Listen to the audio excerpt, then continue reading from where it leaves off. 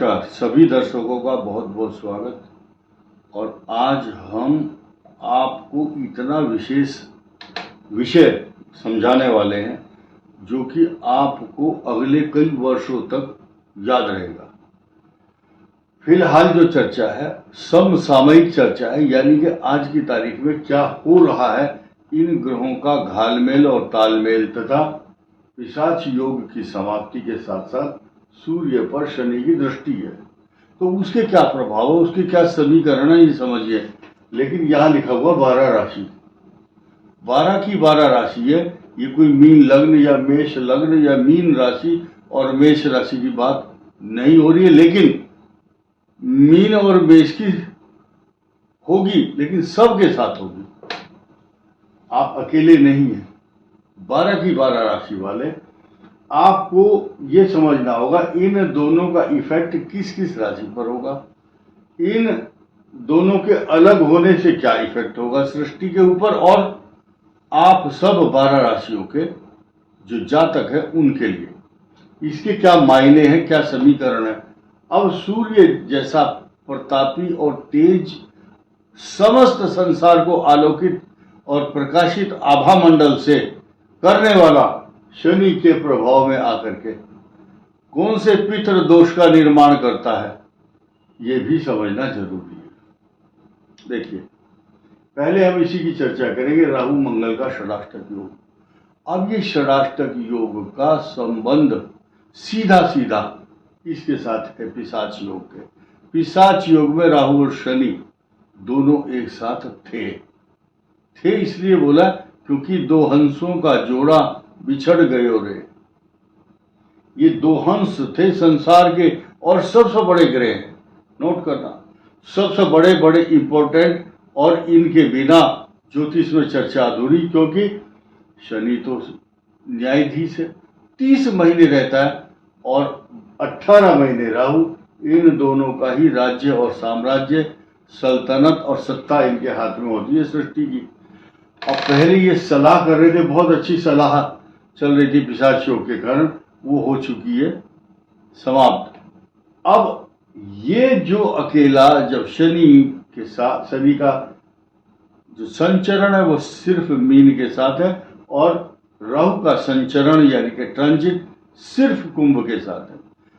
ये जब से अलग हुए हैं, यानी कि 18 मई से अलग होने के बाद जो इनकी परफॉर्मेंस और इनका लुक है वो अलग हो जाता है। यहाँ इनके इन्फ्लुएंस में थे शनि के। एक कहावत है, जिसके घर में रहना उसी की हाँ में हाँ मिलाना। तो राहु शनि के साथ थे तो उन्हीं की परामर्श से, उन्हीं के रिमोट से चलते थे। जो ये चाहते थे न्यायाधीश वही ये करते थे। लेकिन अब ये अलग होने के बाद अब ये बोलते हैं सिर मुंडाते ही ओले पड़े। किसी व्यक्ति ने सिर मुंडवाया नाई से, बार्बर से, तो गंजा हो गया, जैसे ही बाहर निकला तो ओले पड़े। ओले समझते हैं आप, बर्फीले। तो ये स्थिति राहु की है। यहां से निकले, यहां गए, और जिस दिन आए हैं, जिस दिन आए उसी दिन त्रस्त, पीड़ित, अशांत, चिंतित तथा नई नई समस्याएं लेकर आए, क्योंकि मंगल के द्वारा इस राशि को अच्छा प्रभाव नहीं दिया जाता कुंभ को। और इसके घर में जो मेहमान आया होगा तो मंगल एक प्रकार की बहुत बड़ी मिसाइल जैसा, आग का अंगारा, मारक दृष्टि, बहुत तेज प्रहार करता है। गुलेल के समान या गोली के समान जो पत्थर जाता है, वो इस मंगल का जो पत्थर है फेंका हुआ, वो अष्टम मारक दृष्टि होती है, इस भाव पर दृष्टि डालता है, यानी कि कुंभ पर। ऐसी स्थिति में अब जब कुंभ पर राहु हो तो अच्छे परिणाम नहीं होंगे। लेकिन एक नया समीकरण और जोड़ना चाहूंगा, जिन जिन लोगों की कुंडली में मंगल नीच राशि या राहु की ऐसी सिचुएशन है, उनको सतर्क और सचेत और सावधान रहना चाहिए।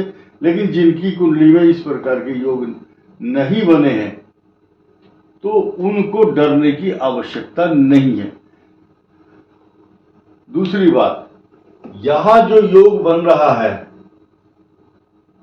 इस केतु की चर्चा करना इतना आवश्यक है कि आपको आश्चर्यजनक परिणाम सुनने को और देखने को मिलेंगे, और जो मैं बता रहा हूं इनको समझने का प्रयास करना जरूरी है।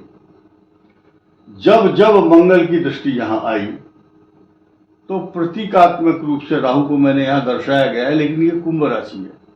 अब कुंभ राशि है, यहां पर बृहस्पति 5 दिन पहले से स्वागत करने के लिए आ चुके हैं और इनकी दृष्टि सीधे सीधे राहु के ऊपर बनी हुई है। तो यानी कि आए थे हरि भजन को ओटन लगे कपास, एक मुहावरा सुना होगा। यानी कि ये आए तो थे कुंभ की राशि में कि हमें सम्मान मिलेगा, और यहां ओटन लगे कपास, मंगल के द्वारा प्रताड़ित, पीड़ित, शोषित, अशांत, अपमानित और घायल, ये मंगल इसको घायल करता है। ये कुंभ राशि पर बैठे हुए राहु की स्थिति। लेकिन संचेतना, मान सम्मान, तरक्की, स्वास्थ्य तथा अमृतमय दृष्टि से बृहस्पति ये कहते हैं कि मैं तेरे को कुछ नहीं होने दूंगा, मैं हूं ना। यानी कि ये अडिग और चट्टान की तरह से यहाँ कर खड़े हो जाते हैं। इसके अलावा इस राशि की वजह से इसकी तरक्की, इसकी सुरक्षा, मान सम्मान, पैसा, जायदाद, सोना चांदी, रत्न, आभूषण सब कुछ मिलेगा। लेकिन कष्ट, चूंकि कष्ट होता है वो दुख देता है, वो दुख बर्दाश्त नहीं होता। आपको 6 जून तक के इस कष्ट को तो सहन करना होगा, लेकिन ये भी तारीफ करनी होगी कि बृहस्पति देवता इस कुंभ राशि को बचाने के लिए तैयार बैठे हैं। अब ये राहु और मंगल का जो षडाष्टक योग है, किन किन राशियों के लिए खराब है? मेष राशि के लिए चतुर्थ भाव में सुख की शांति, सुख को छीनता है। वृष के और मेष का धन लाभ तो कराएगा, लेकिन निरंतर धन की हानि भी कराता है। वृषभ के लिए उन्नति, तरक्की, मान सम्मान, ट्रांसफर तथा पराक्रम वृद्धि होगी, तथा आपके भाई बहनों के लिए कुछ कष्टकारक 6 जून तक बना हुआ है। लेकिन वृषभ राशि को पीड़ा देने वाले कई ग्रह, उनको आप समझना होगा। मीन राशि में बैठे हुए ये जो शनि देव है, ये सूर्य को शत्रु दृष्टि से देख रहे हैं। चलो यहां तक भी ठीक था, यानी कि कुछ समय की बात है। तो यानी कि जब 14 जून को सूर्य देव यहां पर आएंगे मिथुन में, तो हट जाएंगे। तो ये टॉर्चर, ये तानाकशी, अशांति, तनाव, ये तो झेलना ही पड़ेगा आपको। कब तक? 15 जून तक। लेकिन बात यहां ही समाप्त नहीं हुई थी। वृषभ राशि की समस्या और बड़ी है, क्योंकि चतुर्थ भाव में एक ग्रह नहीं बल्कि 2 ग्रह आपको अशांत, तनाव, चिंतित, परेशान करने के लिए आ रहे हैं 6 जून को। चलो ये भी बात थी, ये भी निकल जाएगा।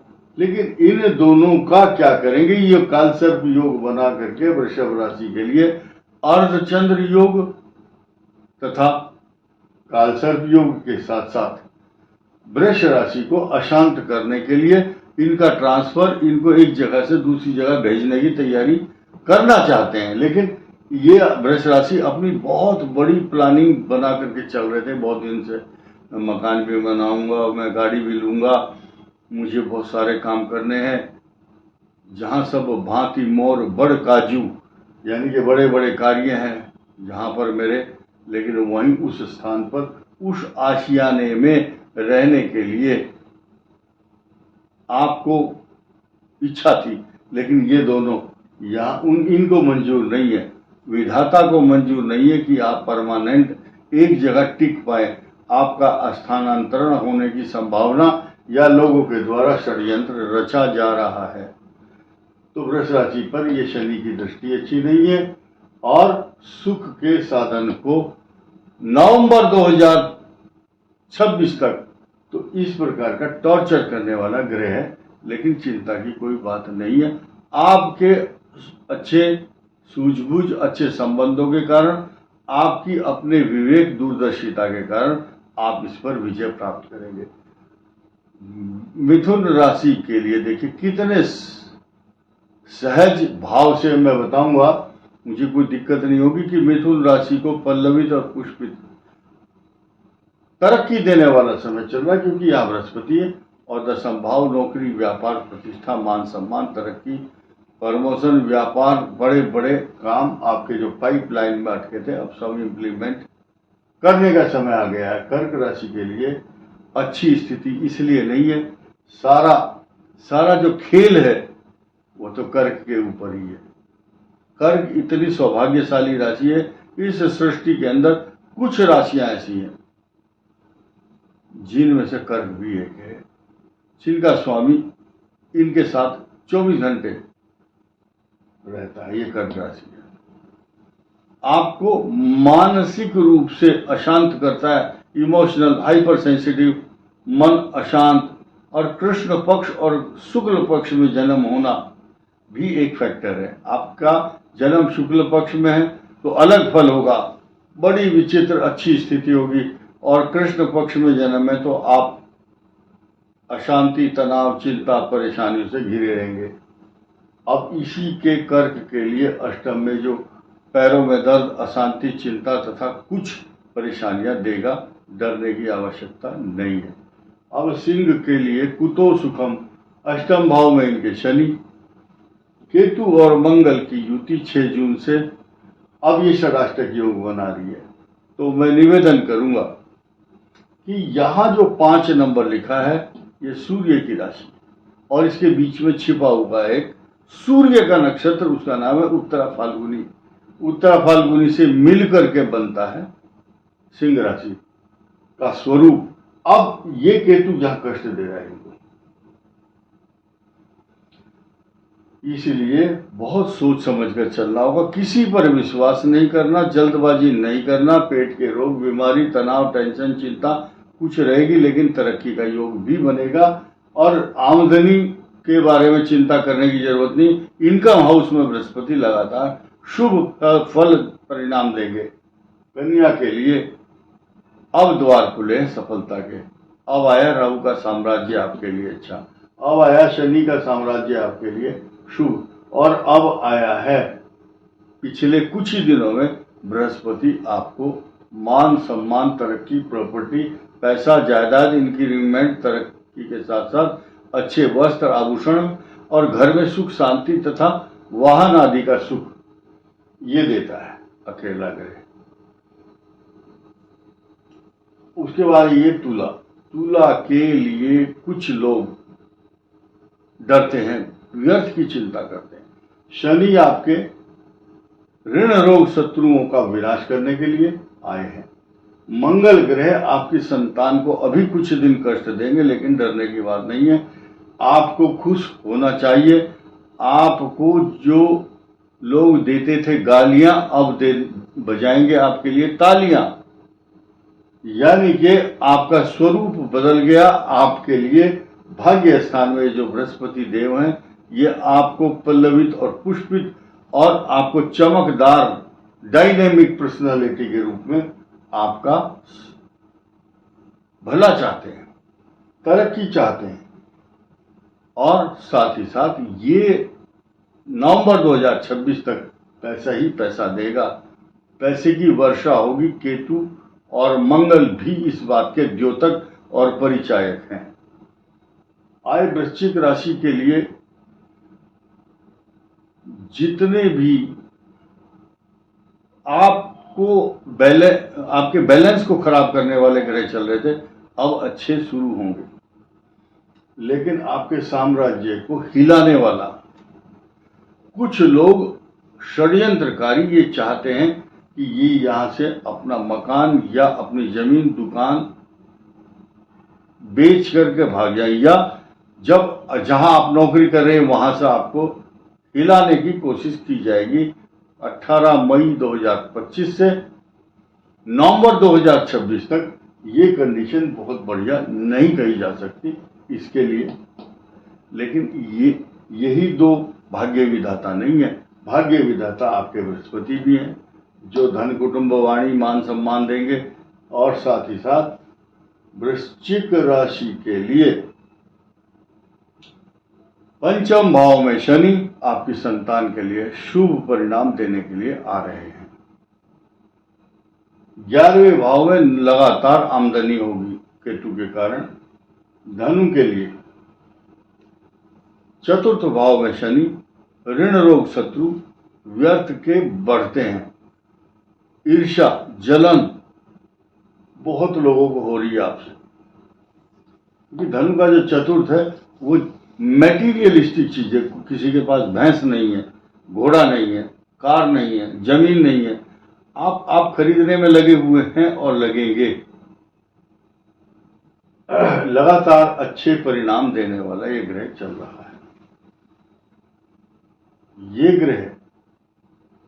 ये ग्रह शनि आपके छठा भाव है। जैसे कि वृश्चिक को दाम्पत्य जीवन कष्ट देता है, धनु के लिए ऋण रोग शत्रु मामा का परिवार कष्टदायक होता है, और मामाओं के परिवार को कष्ट जहां देगा वहीं नौकरी को भी आंच आएगी, या नौकरी में कुछ बदलाव के संकेत दे रहा है, क्योंकि शनि इस सूर्य को देख रहा है। क्यों? और ये सूर्य क्या है? इनके भाग्य का स्वामी है। ये अच्छा परिणाम नहीं दे रहा है। अब ये स्थिति 14 जून तक है, चिंता मत करो, बहुत लंबे समय तक नहीं, सारी उम्र आपको कोई ग्रह कष्ट नहीं देगा। और सबसे बड़ी बात यह कि आपकी किस्मत को छीन करके कोई अपनी माई का लाल अपनी पॉकेट में नहीं डाल सकता। मकर के लिए सारे शुभ परिणाम देंगे बृहस्पति से लेकर मंगल तक, लेकिन आपको ध्यान देना है अपने पेट का रोग, अशांति, तनाव, नाभि से नीचे के रोग, इन्फेक्शन, तनाव, स्टोमाटाइटिस, ब्रोंकाइटिस के अलावा पेट के रोग, गैस्ट्रोएंटराइटिस, पैस जैसी या परंपरागत, यानी कि जो आपके दादा परदादा और मामा के खानदान में रोग रहे होंगे, वो धीरे धीरे आपको आ सकते हैं। Be careful. कुंभ के लिए दाम्पत्य जीवन को हिलाने वाला, दाम्पत्य जीवन को कष्ट देने वाला ग्रह चल रहा है। खास तौर से उनकी बात कर रहा हूं जिनकी जो दशा है खराब है, केतु की है, राहु की है, लेकिन ये चीज ध्यान देने की है।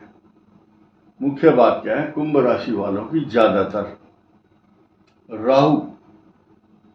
राहु की मादशाएं होती हैं जब यंग एज में होते हैं, और धनिष्ठा वाले बृहस्पति की दशा होती है, शनि की यंग एज में, और धीरे धीरे सीक्वेंस ये है राहु बृहस्पति शनि, बुध केतु शुक्र, सूर्य चंद्र मंगल, ये दशाओं का एक सीक्वेंस है। यही चल रही होंगी। जिनकी राहु की चल रही है वो दाम्पत्य जीवन को कष्ट देता है, और खास तौर से जिनके लगन में यहाँ पाप ग्रह चल रहा हो। ऐसी कुछ कुंडलियां मैंने देखी है, मैं नाम नहीं बताऊंगा। कोई बच्चे हैं अमेरिका में रहते हैं, मान लिया उनका कुंभ लगन है, अब यहीं पर मंगल शनि बैठे हैं 11 में, तो मैरिज लाइफ अप डाउन चल रही है। तो उन लोगों को अगर वो सुन रहे और समझ रहे हैं, तो आपको ये समझना होगा कि इस ग्रह की वजह से थोड़ी सी प्रॉब्लम है। परस्पर अच्छे तालमेल, अच्छी बातचीत से अपने सौहार्दपूर्ण वातावरण बनाकर अपनी मैरिज लाइफ को ठीक रखें। ऐसी शिकायत ना आए और बाहर के लोगों को पता चल जाए कि ये दोनों आपस में ठीक ठाक नहीं रह रहे हैं। मीन राशि पर जो शनि आया है, यह आपको पल्लवित और पुष्पित क्यों करेगा? क्योंकि ये मित्र भाव है, शत्रु भाव नहीं है। अब बीच बीच में जैसे मंगल और शनि का षडाष्टक योग 6 जून से 28 जुलाई तक है, सुख की अभिलाषा नहीं कर सकते मीन राशि वाले। मीन राशि को कष्ट देगा, लेकिन आपकी कुंडली में कैरेक्टरिस्टिक्स और इन ग्रहों का स्थान कहाँ है वो तय करता है। पहले से ही डर करके घर में बैठ जाना कि नहीं बस शनि तो अब खराब हो जाएगा, शनि तो मार देगा हमें, हम तो भाई रोकर कटे या हंसकर कटती है जिंदगानी, तू गम दे या खुशी दे सब तेरी मेहरबानी। ये शनि और राहु केतु भगवान के बनाए हुए हैं, तो ये इनसे डरना नहीं है, इनसे प्रेम करना है। अभी मैं देख रहा था कुछ लोग अतिचारी जो बृहस्पति हुए हैं, इस बृहस्पति को, देवता को अत्याचारी शब्द कहकर संबोधित कर रहे हैं, लिख रहे हैं कि बृहस्पति अत्याचारी है या अतिचारी। इसीलिए बृहस्पति जैसे जो देवताओं के गुरु हैं, उनके प्रति अत्याचारी शब्द कह करके उनकी अवमानना नहीं करनी चाहिए। अब इस संदेश के साथ ये वीडियो समाप्त करता हूं। जिन जिनके बच्चे पास हुए हैं उनको बहुत बहुत करोड़ों शुभकामनाएं, माता पिता को भी और बच्चों को भी। और साथ ही साथ ये भी ध्यान देना होगा, जिन बच्चों ने अगली क्लास में प्रमोशन पाया है, तो जो किताब है आपकी, जो पुस्तकें हैं पिछले सेशन की, पिछले क्लास की, वो कुछ लोग रद्दी में देते हैं 4-5 रुपए में। तो मैं ये कहना चाहूँगा कि कोई गरीब है, जरूरतमंद है, उसके घर को ढूंढो। आपको विद्या को बेचना नहीं है, बांटना है।